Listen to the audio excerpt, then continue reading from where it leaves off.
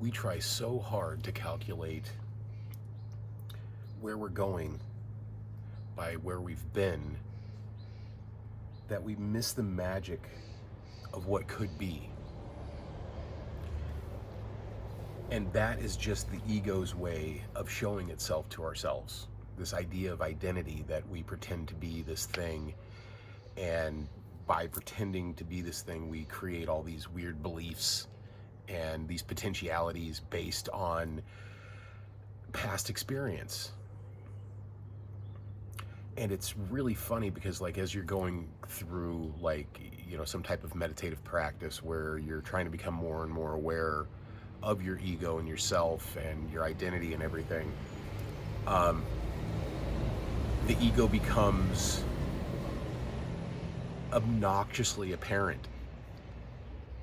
I was talking to a friend of mine, and he made a really great point. He said, the ego was telling me something negative about myself. Like, I had this negative thought about myself, and I laughed.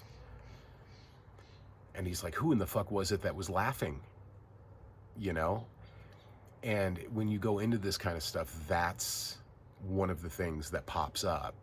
And it's very subtle at first. So, if you're on path or whatever, you're going to get those types of things.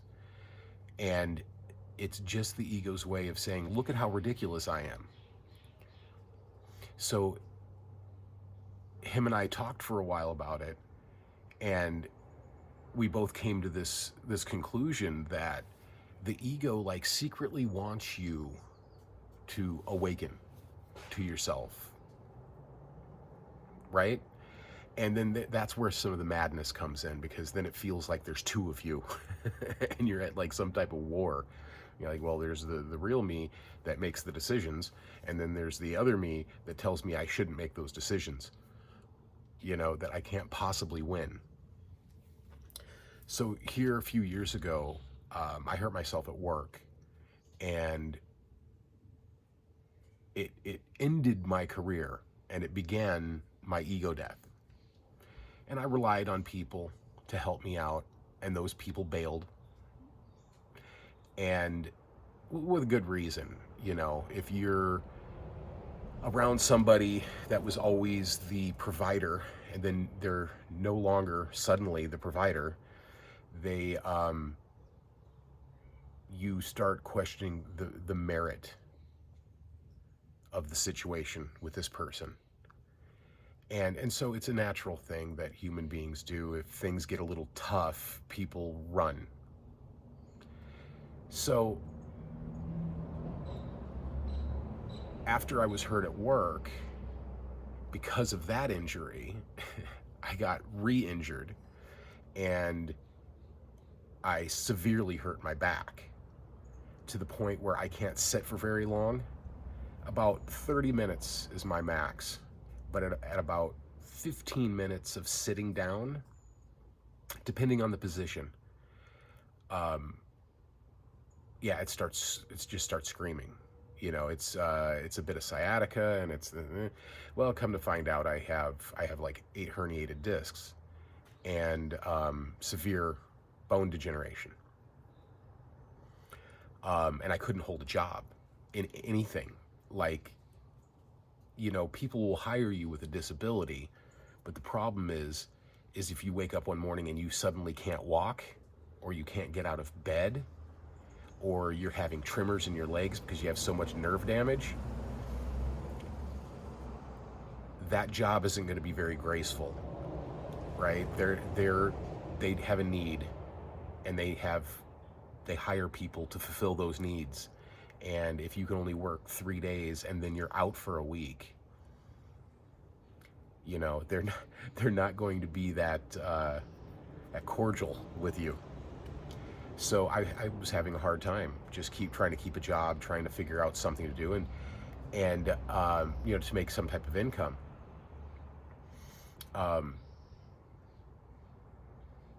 So yeah, it was a very strange period, and I was also going through this spirituality thing, and that was tough too, because I thought I was losing my fucking mind.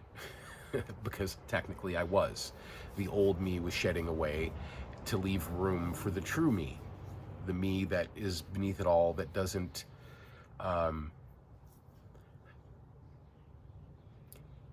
that doesn't necessarily agree with social norms and all of the things that we conjure up, you know, in not just the political arena, but in, you know, just how we judge each other for things that we enjoy because it's childish, or it's it's deemed unfitting, right? Um, so as I was going through this process, I started losing things because I had no money to maintain these things.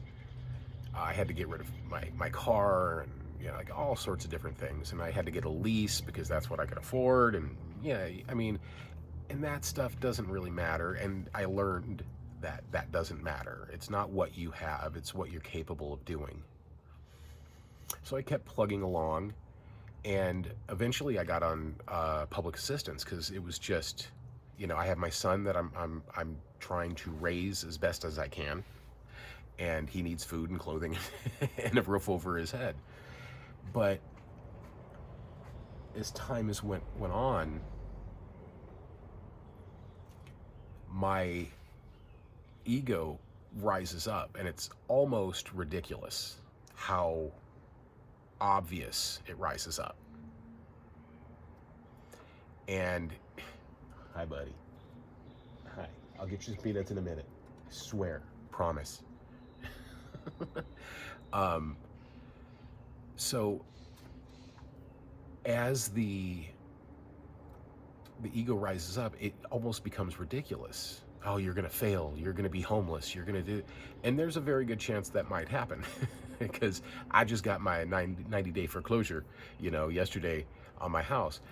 I'm going to fill out some paperwork, and I'm going to hope for the best and see if I can somehow maintain what I have and everything. And I'm technically going through a disability case right now because I don't know what I can do physically anymore. And I'm not being ho-hum about it, like, oh, poor me. It's just, you know, I've beat my body over the years. I worked in construction for a very long time, and I already had a pre-existing condition. I have childhood kyphosis, which is a type of a C-shaped scoliosis. So you'll notice I'm a little hunched, and I have to really, really be mindful of my posture all the time. Well, because of that, you know, running heavy equipment for a long time and bouncing so much, it's compressed my spine to the point of no return. And it was, you know, just the perfect storm.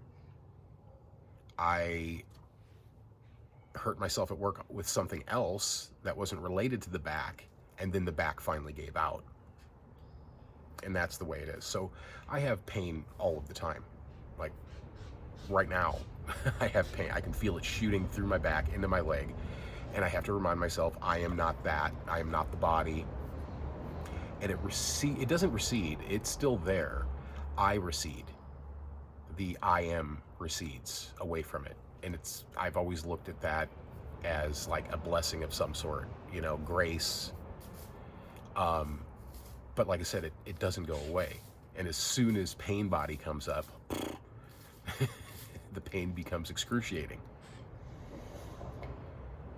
And what this is that I've had discussions, because I'm part of a lot of discussion groups with other people that meditate and stuff. And what I've realized is that in your suffering, awareness comes to fruition. It's in those bad places. So you have to be grateful for those things too. When bad situations arise, it's for a very good reason. It's almost like the ego screaming, notice me, so I can be released too. Because that's what you do with spiritual awakening. You're awakening all of the parts of you because there's only the one part of you, and then you realize that like everything out there is a part of you too. And so through your suffering, through your pain, through your desires, by shifting your consciousness, you're also shifting the consciousness of all of those people around you. And slowly but surely, all of these people start having these experiences. That's why it catches on like wildfire. That's why we're having a moment in time with spiritual awakening. And that's just a grace thing. It might be the alignment of the planets. You know, we want to explain everything away in like these nice little boxes. But the truth of the matter is nobody really knows for certain. There's just so many degrees of consciousness and observation happening all of the time that it makes so many possible things more possible by just the way we look at it. So in that, we are collectively sparking awareness across the board amongst all of our friends and family, and it's a pay it forward type of a thing, you know, like what is it called, the 6 degrees or 8 degrees of Kevin Bacon, you know, where he happens to know all of these different people, and it just kind of keeps spreading out. So it's that type of a situation where you're paying it forward energetically. People just automatically, you know, your vibration is shifting. And that, what that means is your thought processes are shifting to a point where now you're aligned with people that you would not have normally been aligned with previously. And so what that does is it just encourages the system, the matrix, the illusory world, duality, to make things more dualistic. And it's in that duality that suffering is manifested. Because if we're no longer the thing that we were, and we're not quite yet the thing that we're supposed to be, then it's suffering. And it feels like madness. It feels like pain. It feels like torment. It feels like you're in this void you can't get out of, this liminal space where it's just like it should be occupied, but it's not, and you're the only one there. But that's not the truth. You're not the only one there. We're all suffering things.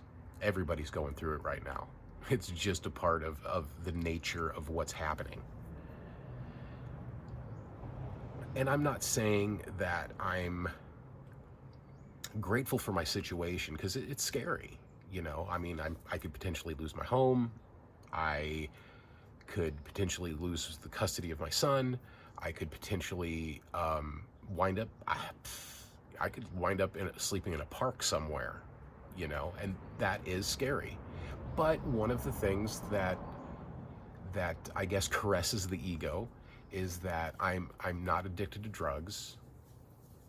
I'm a fairly clean person, you know. I like to bathe regularly.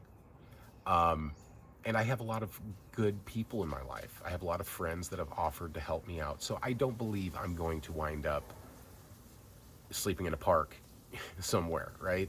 And I've been homeless twice in my life before, and it was at a very early age where sleeping in a car wasn't that big of a deal. It's a little bit bigger of a deal right now, but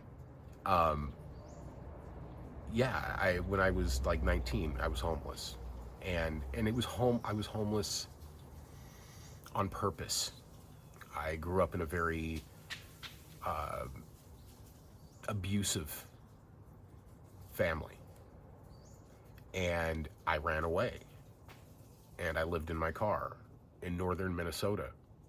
The first time I was homeless, it was only like 3 months. I found a job, and I was able to support myself and start saving money and things like that. And it took like 3 months, and I saved every penny I had to get an apartment. And I found some roommates to make that apartment a little bit cheaper. And that's eventually when I was on. Now, the first time I was homeless, it was because of some family issues too, but I wasn't homeless for very long. It was only like maybe a month or two. And I wound up moving in with my grandparents. You know, God bless them. They were wonderful human beings, and they let me stay at their place. and I stayed there until I was 19, and then moved off. But so I know these things they're temporary unless you want them to be permanent. Little bumps in the road, temporary, unless you want them to be permanent. A lot of people on the street get to a point where they're just tired. And if you look around, at the homeless people that you see, in a lot of cases, they're homeless because of some physical or mental illness. And there's very little out there to help people like that. We want to think that America is just great place that helps everybody, but it's really not. It's really not. I mean, there are people that are mentally disabled that are living on the street that are barely surviving. And we allow it.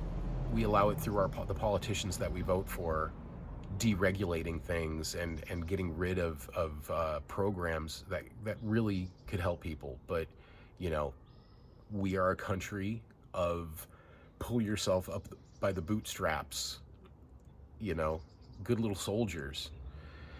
And we believe that, this life is hard knocks and you better deal with it. Whereas every other, first world type country has already put in place all of these things to help people so we don't have a bunch of homeless people on the street, And, there are homeless people that you don't even know are homeless because maybe they're living in their car or maybe they're couch surfing, between friends and stuff. You don't even know that they're homeless. And it's not like this idea of without a home is some massive deal. There's a lot of people throughout history that haven't had homes. So it's not your identity, it's just your situation. But facing that again at 50 years old it's not terrifying anymore. It's just scary. And it's like, well, I'll see what happens. I'll see what I can do. I'll lose all of my possessions, which, things are replaceable. And possessions don't make who you are. I'll take some clothes. I'll take a guitar. I'll take my art supplies. And of course, my phone, so I can, keep everybody updated. But I'm hoping it doesn't come to that. I'm hoping I can figure something out, or the universe will send me some miracle.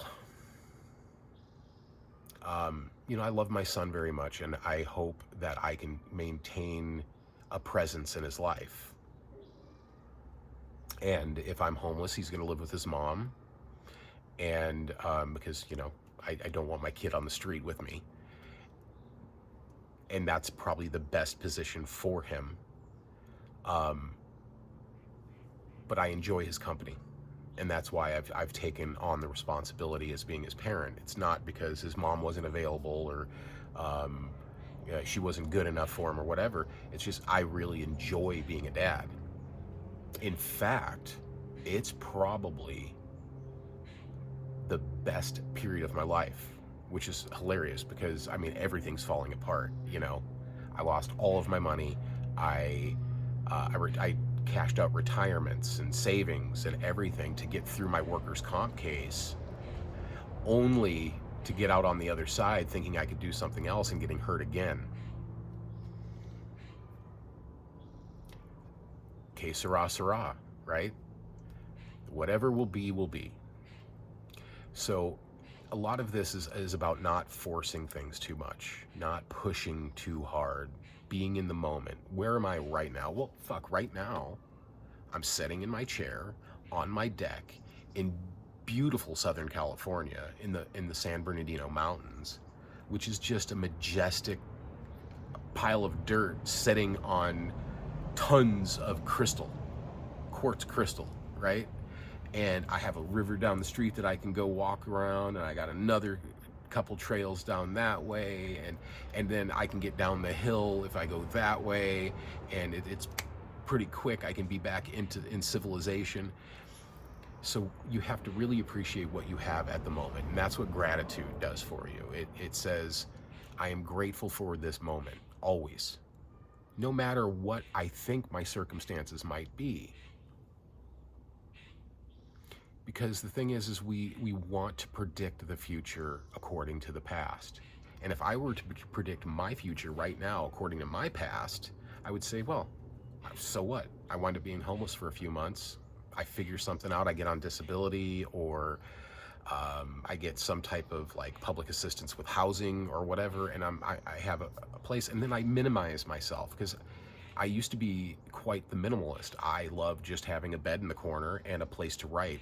I was a huge fan of Jack Kerouac, and I was a huge fan of all of the Zen Buddhists like Dogen Zenji and Shinichiro Suzuki, and all of the guys that live very minimalist lifestyles. So I did until I got married, and when you get married, you accumulate crap. And it's sometimes not according to your own standards. It's other people. And so I'm not concerned about losing things. Some mementos and stuff like that. I will try to, I have friends that will hook me up with storage spaces, because it's temporary. Everything's temporary. Nothing lasts forever. Are you having a great time? Don't worry, that will pass. Are you having the worst time of your life? Don't worry, that will pass too. So sometimes it's just about the universe taking things out of your life that no longer serve you or the future version of you. I mean, I would be happy having my son living in a room as long as we have a toilet, a shower, and a place to cook food. I really don't care. I don't need a house to identify me as me. Just a place to sleep, you know? So you get into this idea that because of your past, you're going to suffer in your future. But that's not necessarily true. You can get yourself into a nice placement, with a good meditation practice or a good mindfulness practice, whatever. You can recenter yourself. Because life is suffering, but it's also extreme bouts of joy and happiness. I remember when I had my injury at work, I could look at my son and be absolutely happy, knowing all the while that I was going to lose my career because of it. The thing that I had been doing for 30 years was just suddenly not going to be a thing that I could do anymore. But I had my son, and I was so grateful for that. I was like, well, let's look on the bright side. Maybe I become a stay-at-home dad. That didn't pan out. Well, it kind of did, but then it kind of didn't. But I was like, man, maybe I could become a stay-at-home dad and really get into this. Maybe this is the next step in my life, and I still believe it kind of is. I have a great relationship with my son. He teaches me more than I've ever taught him. The openness of a young child is just, it's mind-boggling. He told me the other day, because he's worried too. He's 6 years old, and he said, he looked at me, he goes, "Dad, we're rich." And I know that sounds very Sesame Street, but he said it, and I smiled and I laughed because I knew exactly what he meant. We are. We all are. Our relationships with people, our relationships with ourselves, that's wealth. So if you're going through a hard time, just go through the hard time. Look at it as a period of learning, growing, and expanding. Becoming the best version of you. And don't worry about mistakes. They're supposed to happen that way. There's no such thing as perfection. We want to pretend that there is, but there isn't. Everything's always at least a micron off. It's like the mathematical equation for pi. Everything's just a little bit off. And that's the potential. In imperfection comes perfection, because it's all how we look at it. So anyhow, if this video helped, let me know in the comments. I dig all you guys watching. Thank you very much from the bottom of my heart, because doing these videos is a nice respite from my reality.